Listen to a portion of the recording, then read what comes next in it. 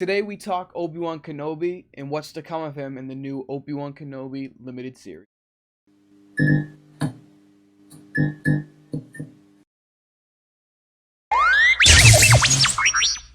What's going on, guys? It's your boy Kyle here, back with another Jedi Junkyard video. Thank you guys so much for joining me today. Like and subscribe already because we have some important news.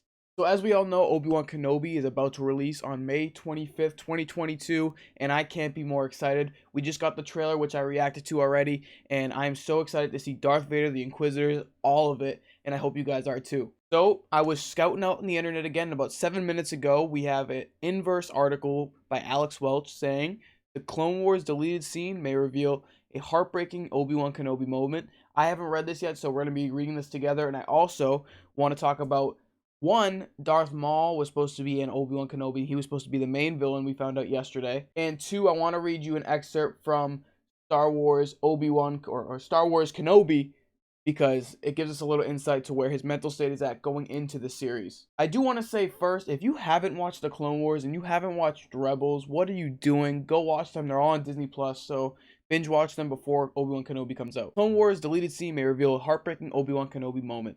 Obi-Wan has the chance to revisit one scrapped Clone Wars scene. When Obi-Wan Kenobi begins, viewers shouldn't expect to see Ewan McGregor's exiled Jedi adopting the same lighthearted, sarcastic tone he did throughout most of Star Wars' prequel trilogy. And we'll go over that in the book because that's what I want to read to you guys. Set 10 years after the events of Star Wars Episode 3, Revenge of the Sith, the upcoming Disney Plus series will catch up with the Jedi while he's still dealing with the losses he suffered at the end of the Clone Wars. Spoiler alert, if you haven't watched Clone Wars, he's lost now his apprentice. His apprentice is now Darth Vader. Anakin Skywalker has become Darth Vader, and he's also, everyone forgets about, he's lost Satine. Satine, the love of his life, dead by the hands of Maul. So right now, we're kind of depressed right now. It's for that reason that many Star Wars fans have come to believe that Obi-Wan Kenobi will include flashbacks to new moments set during the prequels. And if it does, there's a chance Obi-Wan Kenobi could bring to life one foreboding conversation between Obi-Wan and Anakin Skywalker. That unfortunately never made it to Star Wars: The Clone Wars. As recently noted by TikTok user Lex Reviews, I'm not sure who that is, there's a written but unused Clone Wars scene that could be used to devastating effect in Obi-Wan Kenobi. The scene takes place after Ahsoka Tano's departure from the Jedi Order at the end of Clone Wars Season 5 and is a short campfire conversation between Obi-Wan and Anakin. So maybe they'll have a conversation. I hope they show that in a flashback. That would be awesome. Anakin expresses his anger and frustration with Ahsoka for leaving the Jedi Order and with the organization itself for giving her reason to leave in the first place. When Obi-Wan tries to calm Anakin's emotion about his Padawan's departure, Anakin asks Obi-Wan how he'd feel if the relationship ever took a similar turn. Ironic. Obi-Wan admits that he wouldn't sleep very well if Anakin ever failed him, but says he's confident that that will never happen. Of course, Obi-Wan is wrong, and by lingering on Anakin's frustrations expression, the scene ends on an ominous note. So it basically goes on to say that they might have this flashback, they might not, and it would be kind of cool to see, like, oh, what if Anakin turns, which he eventually ends up doing. And I think it's going to be crazy perspective for both of them. So now I want to get into this book and just read you a quick or a couple pages from this book that kind of give a flashback, or not a flashback, of where his mental state is right now, him being Obi-Wan Kenobi. The package is delivered. I hope you can read my thoughts, Master Qui-Gon. I haven't heard your voice since that day on Paulus Massa, when Master Yoda told me I could commune with you through the Force. You'll remember that we decided I should take Anakin's son to his relatives for safekeeping. That mission is now accomplished. It feels so strange being here at this place in this circumstance. Years ago, we removed one child from Tatooine, thinking him to be the galaxy's greatest hope. Now I return one, with the same goal in mind. I hope it goes better this time. He's speaking of Anakin at this point. Because the path to this moment has been filled with pain, for the whole galaxy, for my friends, and for me.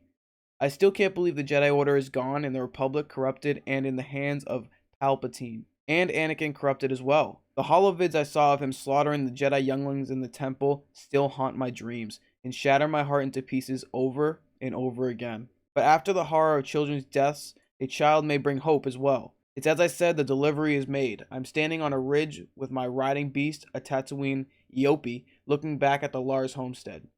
Owen and Beru Lars are outside holding the child. The last chapter is finished, a new one has begun. I look for a place nearby, though if I hang around too long, I half expect Owen will want me to move someplace else farther away. There may be wisdom in that.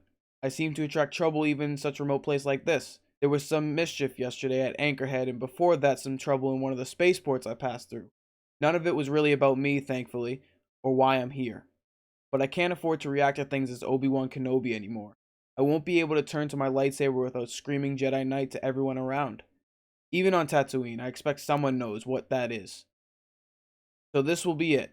From here on out, as long as it takes, I'm minding my own business and staying out of trouble. I can't play Jedi for this world and help save the other worlds at the same time. Isolation is the answer. Out of the periphery, though, should be another story. I can already feel time moving differently to the rhythm of the desert. Yes, I expect things will be slower. I'll be far from anywhere and alone, with nothing but my regrets to keep me company. If only there were a place to hide from those. So that's what I want to kind of read you guys that to show where Obi-Wan's mental state is at. He's a depressed Obi-Wan Kenobi. He's a Obi-Wan Kenobi that we've never seen before, and that's why I kind of started reading this book so I could find out, because this isn't canon, and then I won't find out what happens, and they're not going to go off this story, but they're going to go off of his mental state. So he's delivered Luke. He's watching over Luke, but now he's into hiding, having to stay quiet. We did see in the trailer that he's going to be on another planet, but I'm wondering who's going to be watching Luke, if anybody, at that time. So now that that's finished, let's get quickly into Darth Maul. Was reportedly cut from Star Wars Disney Plus. I read a little bit into this, and I also shout out to Star Wars Theory. I watched his video on it, and he gave like a better description than this article. If we go back to Rebels, which is after this Obi-Wan Kenobi series takes place, Maul doesn't even know Obi-Wan Kenobi's alive. He thinks he's gone. He doesn't think he's there, and if he did know, he would be going to attack him. So Filoni and Favreau went over the script with somebody else, and Deborah Chow actually said to go bigger on it, and it basically would be the same thing if Maul went after Obi-Wan as Mandalorian and Grogu. You know what I mean? It would be the same relationship. And Kathleen Kennedy, the head of Lucasfilm, said put the whole project on hold and let's get a new writer in here, which is kind of sad for that guy. But he's going to be the main character, or was going to be the main character. So Darth Vader is now our main character because it wouldn't have fit the plot hole. It would have been a plot hole pretty much. And they would have had to retcon the Rebels show. So let me know what you guys think about that. Let me know what you think about the book. Let me know what you think about everything Obi-Wan. And these are just like my thoughts of where, he's going to be. So leave a like, subscribe, and I'll talk to you guys in the next one. Jedi Junkyard, out.